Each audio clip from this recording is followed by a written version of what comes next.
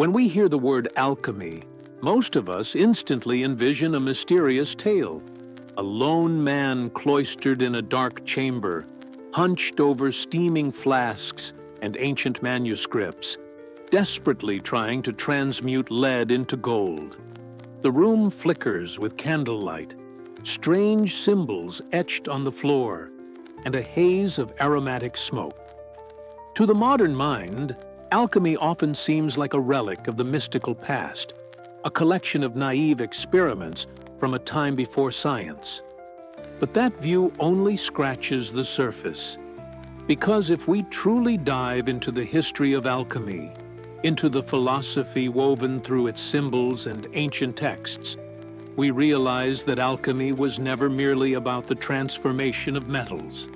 It was, and still is, a complete system of thought, a fusion of physics and spirit, astronomy and introspection, philosophy and symbolism, all revolving around a single eternal goal: the transformation of the self. Alchemy did not originate in medieval Europe, as commonly believed. Its roots trace far deeper, into the sands of ancient Egypt, where knowledge and divinity were one and the same. The Egyptians called their fertile homeland Kemet, the Black Land. From this came the term chemia, which later evolved into alchemy. In the sacred Hermetic writings, believed to be authored by the legendary Hermes Trismegistus, a fusion of the Egyptian god Thoth and the Greek Hermes, we find the foundational axiom of alchemy: as above, so below. This single phrase unlocks an entire cosmology. For the alchemists, the universe is a living organism, where every planet, every metal, every stage of the soul's development corresponds with a force in the greater whole.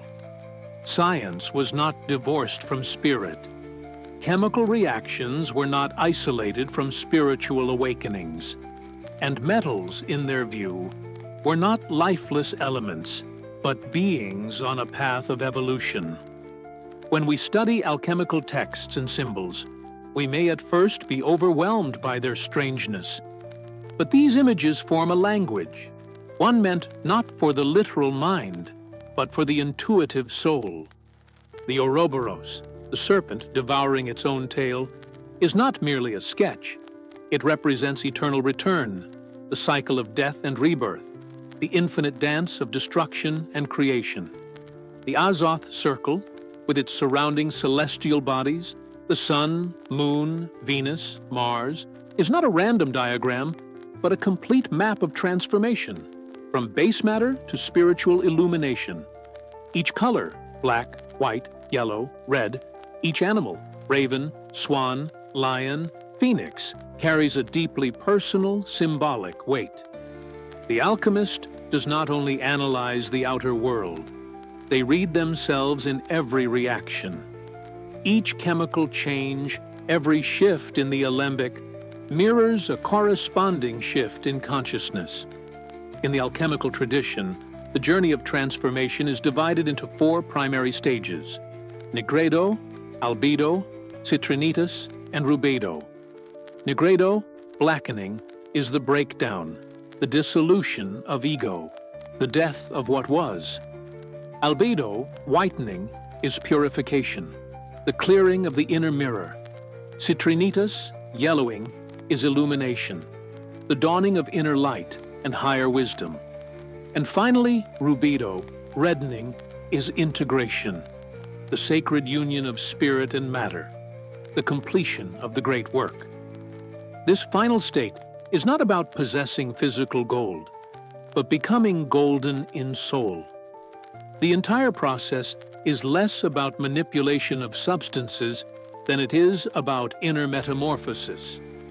True alchemists have always insisted, if you are only working with metals, you are not truly practicing alchemy. Unless you refine yourself, everything else is illusion. Still, that does not mean the alchemists ignored the physical world. Many of them were devoted experimenters, melting sulfur, distilling mercury, crystallizing salts, creating compounds that even today confound modern chemistry. But they believed that every element possesses a soul, a spiritual essence. Understanding a substance meant more than observing its reactions.